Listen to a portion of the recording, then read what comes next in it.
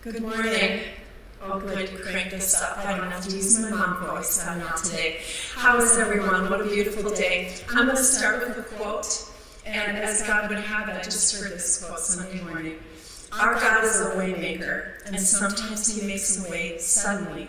Sometimes he does it quick, and we call that miraculous. But you know what else is miraculous? The way maker sometimes goes in a process. And sometimes he's working, and we're not seeing it in a suddenly. But his process is actually a series of divine events, and it's no less miraculous. This quote perfectly describes my story. On October 29th, 2014, I was out for a run on vacation in Florida. Told my husband, stay sleeping, I'm going to go for an early morning run. And I didn't even get to mile number 1. And while crossing an intersection, I was hit by a car. That morning, I had the beginning of a divine process, a moment that was divine that led to many other divine moments. Have you ever heard a commercial or a movie where James Earl Jones was narrating? Well, I have, in my own head. As I was crossing the intersection, I heard a voice, a narrating voice that I now jokingly say was James Earl Jones, but I think it was actually God. I was running across the intersection, I looked to my right, and I saw a 1967 Firebird going full speed ahead, right at me. In that moment, I heard the voice say, that car's gonna hit you. And it was odd how calming this voice was. The next thing I heard was, the car just hit you, now you're on the hood. The next thing the voice said was, now you've rolled up onto the windshield. The next thing was, now you're in the air. And lastly, okay, you're on the pavement. As I lay there on the pavement, I thought to myself, and by the way, I'm going to let you into a little bit of my neuroses here. My self-talk tends to be a little harsh. I'm a little hard on me. So my next thought was, leave it to me to be wide awake for this. I'm laying on the pavement, understanding that I heard this voice. I'm not even in shock or unconscious, and who am I mad at? Me. I'm like, I do everything the hard way. Couldn't I just be unconscious for this? That would be nice. Instantly, James was back. He said, and why are you conscious? Why are you awake? And I realized in that moment, scrolling through my vast knowledge of medical conditions, that if I had a severe head injury, I wouldn't be having any of these thoughts. If I had a severe head injury or some kind of brain damage, I wouldn't even be aware of what was happening to me right now. And I instantly said in my heart, I don't even have a head injury and I just got hit by a car. And the next thing I heard was, you're in the middle of a miracle. From that moment, it began a journey back to health. The first thing that happened after I heard, you're in the middle of a miracle, was the pain set in. Excruciating pain like I've never felt. And for those of you who know me, you know that I've given birth a lot. I've given birth 11 times. I have 12 children. I know pain, okay? Pain doesn't scare me. Pain doesn't hurt me to the degree it used to. This pain was off the charts. They asked me, what's your pain at on a scale of 1 to 10? I said 11, which used to be my favorite number until that day. And they said, the scale only goes to 10. I said, I know. I also at one point asked if I could just give birth 11 times in a row in one day instead of this pain. And they said, it's that bad? I said, it's that bad.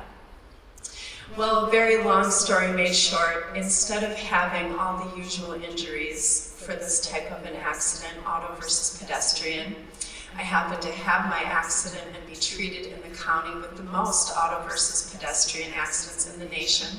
So they were very well versed with this kind of thing. They said you should have internal organ damage, you should have brain damage, you should have spinal cord damage, and you should have some form of paralysis.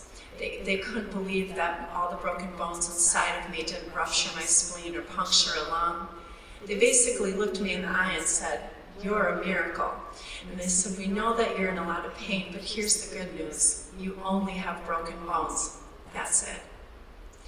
Friends, sometimes the thing you're in the middle of that hurts more than anything else in your life is more about what didn't happen to you than what did.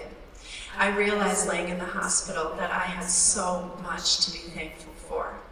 That I was there broken and fractured, but I was going to heal. I was there not able to walk, and I had to come home from my beautiful vacation in a wheelchair, but I would walk again. The doctor came in, and after my surgery, putting back together my pelvis, you can call me Humpty Dumpty, it's fine. He put me all back together again and did that with all kinds of hardware and drills, and not fun to think about now. But once he put me back together, he said, it's going to take about a year for you to fully recover. Well, I had just run my first half marathon just 30 days before I was hit by the car. And when he said that to me, I looked at my husband and I said, I'm going to run that half marathon again next year. It was in 11 months. And he said, hon, the doctor just said it's going to take you a year to fully recover. And I said, I'm going to run that half marathon next year. And my husband looked at the doctor and he said, I know that look. She's going to run that race. And from that day forward, I said, I will cross that finish line, run, walk, or crawl. And that became my goal. And every day that I was told to rest, drink water, and then when I was finally told, get out of bed and into the wheelchair, and then when I was told, get out of the wheelchair and learn how to use the walker, and then when I was told, let go of that walker, here are some crutches, every single step of my recovery, by the grace of God, was, in my mind, training for a half marathon that I had coming up in the fall of the following year. That race came, and I crossed the finish line, my friends, and I was only 4 minutes slower than the year before. I'm so happy to tell you that if you get knocked down and you make a decision to get back up with the strength of God, there is nothing you cannot do. About 2 weeks into my recovery, I was still in the hospital in Florida. And by the way, I had a few kids waiting for me at home. And so another miracle was that my doctor told me that the typical person presenting with my injuries would be hospitalized for 4 weeks, 4 to 6, and then rehab for another 2 to 4 weeks. I was in and out of hospital, surgery, rehab in 2.5 weeks and on my way home. He thought I was crazy. I said, I don't know if you noticed from my file, but I have a few kids waiting for me at home. I gotta go. And so he did what he could medically to send me home on an airplane. But one day I was laying in bed and I heard the voice of the Lord say to me, do you know why the car hit you? And I want you to understand that when bad things happen like that, the enemy is right there. He's right here whispering in your ear, it's your fault. You're bad. You were on the wrong road. You needed to learn a lesson. You were out of control. So many things the enemy tells us when bad things happen. I want to give you a different perspective today. He said, do you know why the car hit you? And I said, Lord, I don't need to know why. I trust you. After everything you've taken me through, it doesn't matter. I know you got me. And he said, I'm going to tell you anyway. I said, okay. And he reminded me of a quote that I'd heard years ago. It goes like this: you can tell the size of your destiny by the size of your opposition. I laid in the hospital bed, and I chewed on that for a minute, and I said aloud, you mean Satan tried to kill me because of your destiny on my life? Like, that was the enemy? And the Lord was like, yes, there was a hit out on your life because of where you're going. And I thought about the fact that 2 weeks before the car hit me, I launched the Fellowship of Extraordinary Women and got the closest I had ever been to living out my destiny. Well, that was all I needed to hear. I said aloud next, well then guess what, devil? I'm coming back stronger, healthier, more determined, and I'm going to reach even more people than I thought I was going to 2 weeks ago. Bad decision. So my friends, I want you to understand that if you get hit by a car in life, it could be a storm, it could be a disease, it could be a divorce, it could be a loss that you don't think you can live through. If you understand that that obstacle only serves to show you the size of your great destiny, and you decide that you are not going to let the enemy of your soul win, there is nothing that you cannot accomplish with God. Thank you.